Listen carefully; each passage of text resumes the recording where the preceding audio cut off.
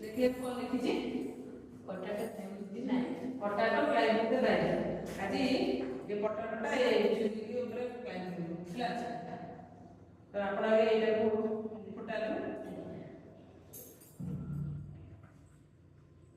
एते दाको एटा धरो हातरे ने हात धरिबे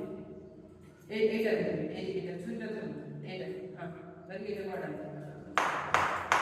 मडी धरि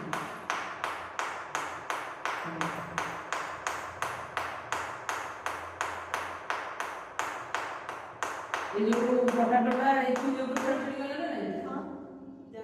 आबे रेडी एठी देखंतु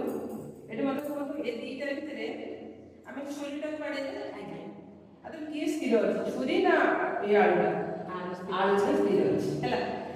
किंतु आमे जे बाडेले आलूटा कोठी गेला ऊपर बसला हम लागिला ऊपर बसला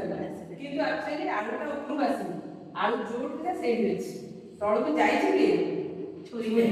एथिपाई विज्ञानर गोटे ल अछि ताकू इनर्शिया बोली कुआ जाय ए ल अनुसार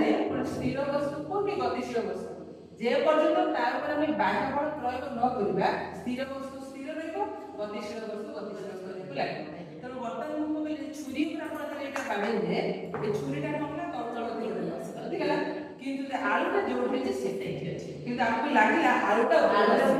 एक्चुअली आलू ऊपर आसले आलू जोड स्थिर रहै अछि এটা को कहते स्थिरता जड़ता बा लॉ ऑफ इनर्शिया तो बाह्य बल प्रयोग न होबा जाय स्थिर वस्तु स्थिर अवस्था रहइबो गतिशील वस्तु गतिशील अवस्था रहइबो हैला तो एटा किंतु लागु जे हमको कोन आलू